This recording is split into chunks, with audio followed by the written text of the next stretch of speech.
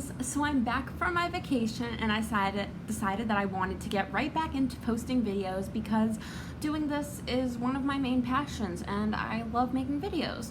So this video I knew that I could not hold off on because it's so important. For starters, let me just say that I really don't like any controversies or arguments of any kind, but I felt like I needed to talk about this because I believe I am one of the only Beanie Boo YouTubers who, not the only one, just one of the only ones who have spoken positively about Max the Beanie Baby and the program Next for Autism. So I'm going to be doing a review on Max while explaining why I personally believe what I believe and what I found in my research for this organization. So yeah, for starters, I'm going to review just Max's physical features. And he is just so cute. I adore his colors. I love his sparkling blue eyes. He's super soft. He has floppy little ears. And he is just overall so cute. And I love his colors. Absolutely beautiful.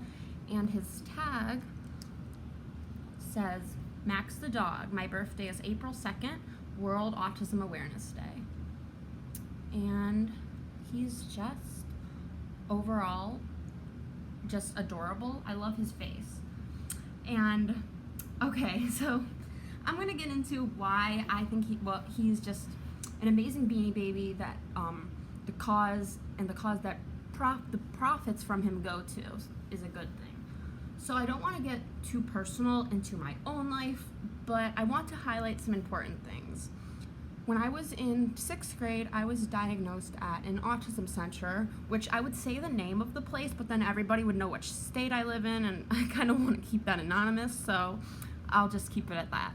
So I was diagnosed with Asperger's syndrome back in 2014, and now it's not referred to as Asperger's syndrome, it's now just referred to as being on the autism spectrum, and most people don't refer to it as Asperger's.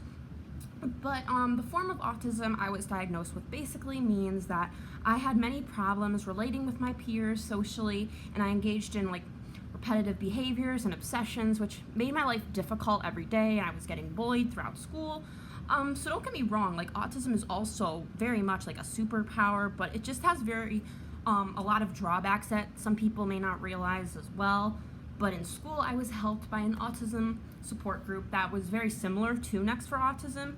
They did very similar ways to help people. They helped me and other kids on the spectrum, and they never did anything forceful or malicious. They weren't trying to change us or cure us or anything. They were just trying to help us. I had a classmate who, he did a lot of stimming and rocking and flapping his arms, and they never tried to get him to stop that because it brought him, that individual child, joy, and it helped him express himself. But what they did help do is they helped him use his words more so he didn't have to feel as frustrated or misunderstood. And I had such an issue personally maintaining eye contact with people, but my pathologist gave me fun apps on an iPad to use and helped me, gently reminded me and guided me to look at her in the eyes when I'm talking and other classmates, and kind of just pushed me out of my comfort zone in a way that wasn't extreme at all. She just helped me every day in a way that worked for me. And someone online once argued with me about this and said it was wrong for neurotypical people or people without autism to run an autism organization or to guide autistic people to use eye contact because it's not necessary and they don't need it if they're uncomfortable with it. So I disagree with this because I think that we should push past our comfort zone, and I'm thankful every day that my pathologist helped me become comfortable in maintaining eye contact and talking to people because I'm a different person than who I was when I was 12. I now love working with people and talking with people and hanging out with my friends, but I'm still myself. I still have times where I get obsessive thoughts about certain subjects or get nervous in social situations, but it's so rare for me now that I never feel negative or sad when I'm in social situations because I'm now just happy. I think that is a good thing, that helping autism, you know what I mean? I just think it's a good thing, and I think people, just because people who help don't have autism themselves, they can still know how to help people. These people are doing research. I think that it's a good thing, and I'm not going to speak on a bunch of organizations like Autism Speaks or anything, because that's not what this is about. This is just about the cause that is supported when you buy Max, and there's just so much negative stigma going around about Max and this organization, and I honestly have not seen any, I've not seen any proof of this organization doing anything to change or fix autistic people. The organization has said that they don't do the traditional ABA behavioral techniques, and they're getting more and more people with autism on their board committee as well as trying to learn more about autism. And I've seen terrible things, I've read terrible things about ABA that is done to people with autism, but I've heard that now all these autism organizations are straying away from that. They're not trying to do those things anymore, and they're not promoting it anymore. Now we're just trying to help people with autism, and that's what I have seen after doing research, and that's what I have experienced. And it's just, there's still people out there that are saying things like, oh, they want to fix people with autism. They don't want to be fixed. Let's accept them. But the problem with saying things like that is that no one's necessarily trying to fix anybody, at least not that I've seen, but there are people with autism like myself who do want help. There's a huge difference between getting fixed and getting help with social skills. Social skills that will make us happier and able to engage with people how we've been wanting to. And when I say this, I'm talking about people with autism who are verbal. I understand there are some forms of autism where people cannot speak, and I'm not referring to them. I'm talking about the type of autism I have because I'm familiar with it and I can speak on it. And I don't want to speak on a type of autism I do not have because I may say something incorrect. So the whole argument of, well, let's just accept them for how they are, I mean, that's great, but I think that we should also be getting some help in the progress, it's in the process. It's okay for some autistic people who don't want help, but I don't know personally where I would be today without just a few sessions a day with my speech pathologist, the organizations that came to my school, and all the healthy support I received, because I was in such a bad place in my life. And now I am starting college, I'm working a job, I'm caring for my pets, I have so many friends, and I'm thriving. And it doesn't mean I don't have autism anymore.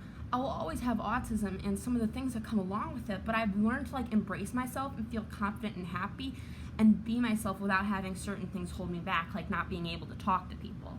Because seriously, I could not talk to people in public when I was younger. I was terrified, but now I'm not. And sorry, the light went off. Okay, anyway, yeah, what was I saying? I was terrified of talking to people in public, and now I'm not anymore. And this organization and so many others have helped many children and adults with autism, and the negative stigma going around about Max really needs to stop. I mean, just please, I mean this in the kindest way possible. And many people with autism, though, I think that we also, need to normalize getting help. That's okay. Not changing anybody, but getting help with social skills, that kind of thing isn't a bad thing. You know what I mean? And because I think that people who want certain help, they deserve to get that help and to be able to feel comfortable around others and confident in themselves like everybody else. I'm still learning every day about the kind of autism I was diagnosed with, and I'm learning about all these organizations, and I'm not perfect, but this has just been my experience as an individual with a form of autism. Everybody who has autism has a different type. It's all so different. I'm just speaking from my own personal experiences, and I'm always willing to be open-minded and learn about other autism services because of how important this has always been in my life, and I'm always learning. So if any of you have links to sources that you found or information that you want to share, you can always feel free to do that in the comments. I just ask that you please be respectful. I really only want positivity, and I really thank you all so much for understanding, and thank you all so much for watching, and I hope you have a great rest of your day, and I hope that you learned something, and I hope that I didn't offend anyone in any way. I hope that this was just a really just a calm video to just explain where I'm coming from and why I really support Max, and that I hope that you all get Max too. Thank you all so much. Talk to you in the next video, and bye for now.